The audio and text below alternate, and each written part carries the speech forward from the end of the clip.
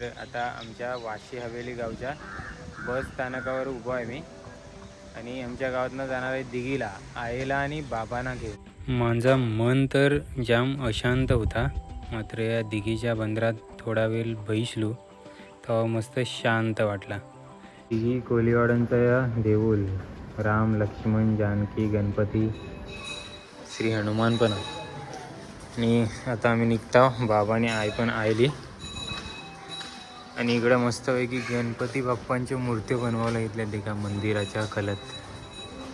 बोला गणपती बाप्पा मोरया. तुम्हाला काही स्टोरी, महत्त्वाची स्टोरी पण सांगेन मस्तपैकी. खूप काही गोष्टी सांगायच्या, जो व्लॉग शेवटपर्यंत देखत राहा. तुम्ही या व्लॉगमध्ये देखला की आईच्या आणि मी बाबाच्या सोबत गेलेलो मी गाडी घेऊन. तर गावी आहे ना, इकडची तिकडं जावंचं असेल एखाद्या गावात शहरात तर गाड्यांचं भरपूर प्रॉब्लेम असतात, सहज गाड्या अवेलेबल नसतात.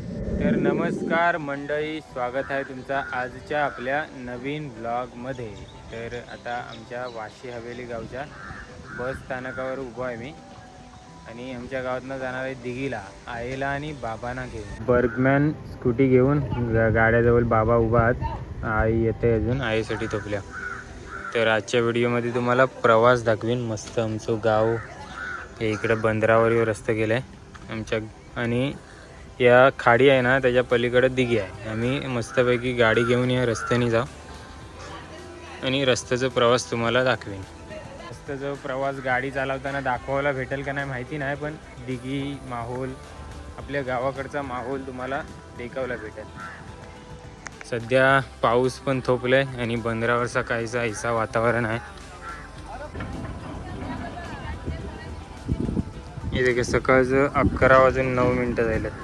चला आई पण आली इथे का, आणि लालपरी चालली मस्त मानगाव. इथे का 11:15पर्यंत मी मसल्याच्या पाबरा फाट्यावर पोचलो आणि पाऊस भेटलेला आम्हाला, त्यामुळे पोचलो. रेनकोट घालायसाठी आहे आणि बाबा आहे रेनकोट चढवलंय आणि आता परत जा पुढं.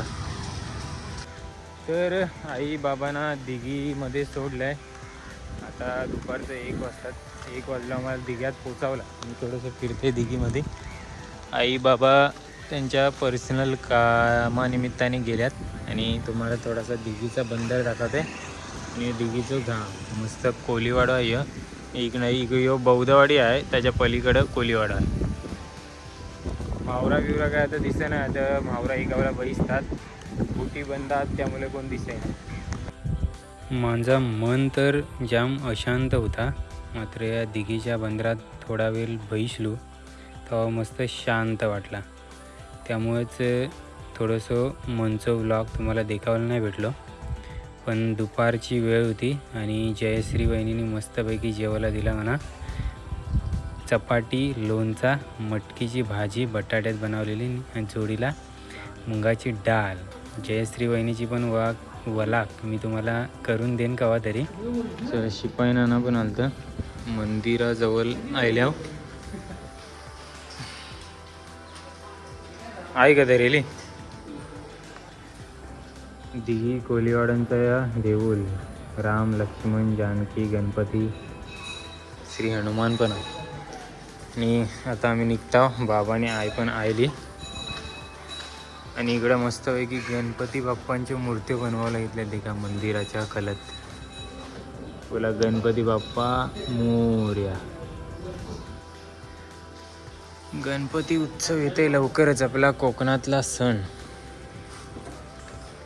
आणि आता आल्या बोरली पंचतन शहरात, त्या हाते बस स्टॉप आहे बोरलीचा. बाबा आणि आई गेल्यात मेडिकलला औषधं घेऊन. आणि इकडं आहे बोरलीचा मार्केट या रस्त्याच्या पुढं. दुपार असल्यामुळं बोरली जरा शांत आहे. इथे का 3:10 झाले. ही 50 रुपयाची पाव किलो फुलं घेतली बोरलीत ना. मस्तपैकी आता भाज्याचं दुकान आहे समोरच, सो जाताना घेतली. आणि आई बाबा काय फुलांच्या अंगाशी लागू शकत नाही. पण आम्ही मैताला गेलेलो, आम्ही म्हणजे आई आणि बाबा. तर तुम्हाला काही स्टोरी, महत्त्वाची स्टोरी पण सांगेन मस्तपैकी. खूप काही गोष्टी सांगायच्या आहेत, जो ब्लॉग शेवटपर्यंत देखत राहा. तुला मस्तपैकी पुढं अडकावल्यात, आता थोड्याच वेळात निघू. स्पॉट चाललं वाटतं गणपतीचं. चला तर फायनली 3:30 वाजता बोरलीतनं निघाल्या आणि त्या हेल्मेटला जोडले मोबाईल. मंगातपासूनच जोडावं पाहिजे होतं असं वाटतं, कारण भरपूरसं प्रवास तुम्हाला दाखवायचो रेहून गेलो, पण आता आहेत ना पुढे दाखवलं. आणि आता पोचल्या शिस्ते गावात. शिस्ते गावातील श्री गणेश मंदिर. आता पोचल्या वडवली फाट्यावर. सरळ रस्ता गेलाय ना तो दिघीला गेलाय. आता आम्ही राईट मारून चालल्यावर मसळा आता. याच फाट्यावर रस्त्याने जाताना आता उजव्या बाजूला म्हावरंवाले बसतात म्हावरा घेऊन, पण आता दिसणार नाही कारण पावसामुळं बोटी बंद आहेत. आता मेंदळीला पोचू त्याच्या आधी येऊ लागले वारळ फाटा. या मार्गी पण दिघीला जाऊ शकता, पण बोरलीत काम होतं ना त्यामुळं गेलो. वारळ, कारसुरी, तुडुंबाडी असं गाव भेटतात त्या साईडला. आणि आता पोचलेले आहोत मेंदडी गावात. ह्यो दिसते आपल्याला सुंदर हिरवागार निसर्गात रमलेलो गाव मेंदडी. मेंदडी, कोलेवाडा, आगरी समाज असं बरंच समाज आहेत या गावात. एक कमेंट आलती की कोणतरी मेंदडीमध्ये कामानिमित्ताने बरंच वर्ष राहिलेला, तर ताई कमेंटमध्ये सांगलेला की एकदा तरी मेंदडीमध्ये जाऊन या. सो त्यामुळे एक पूर्णच मोठं व्लॉग बनवलं त्यांच्या गावाचं. आणि मेंदडी गाव भरपूर मोठं आहे. आता मी कवा नाही कवा येत असता, सो आतून पण कवा नाही कवा तरी तुम्हाला हे गाव दाखवेन.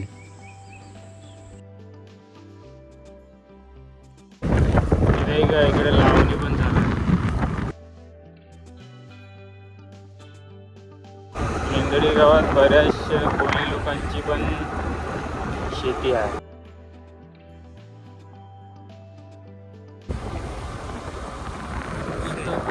खर्च येईल.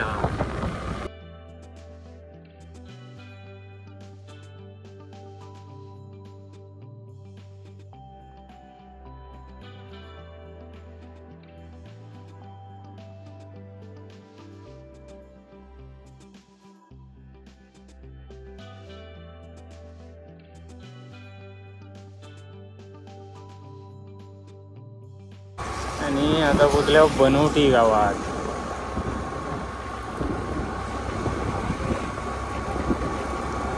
गावात जाऊ ते एंट्री गेट होता आहे. फायनली आता मसल्यामध्ये पोचलोय. हा आता तुम्हाला देखावला भेटेल मसला. मसल्याच्या दिघी रोडमधून आम्ही घुसल्या मसल्यात. दिघी साईडला जाणारी विक्रम हात उभी देतात. आणि बस आहे मुंबई बस दिसते, लाल परी.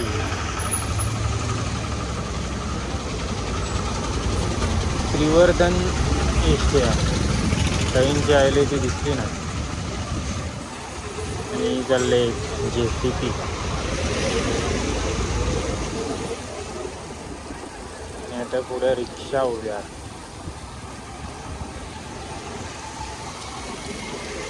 एसटी स्टँड तिकडे आहे आणि आम्ही आता इकडे चालल्या.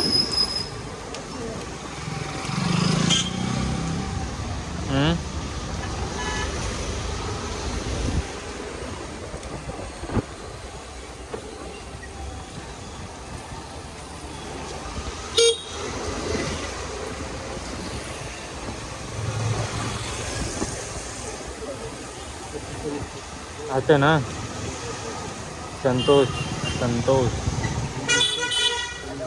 तर फेमस मसल्यातील फेमस संतोष वडापाव सेंटरमधून घेतल्यात आईने वडापाव का समोसा पाव काहीतरी घेतल्यात आणि आता परत आंबं घेते. आंबं आमच्या विक्रांतला भरपूर आवडतात त्यामुळे, आणि बाबा पण त्याचं काहीतरी कसली तरी किंमत काढायला गेल्या. अजून एक बिस्किट पुरं घेतलो आणि भाजी पण घेतली आहे. कोथिंबीर आणि भेंड घेतल्यात आणि अजून एक वस्तू जशी आठवण करते त्याची खरेदी करतात.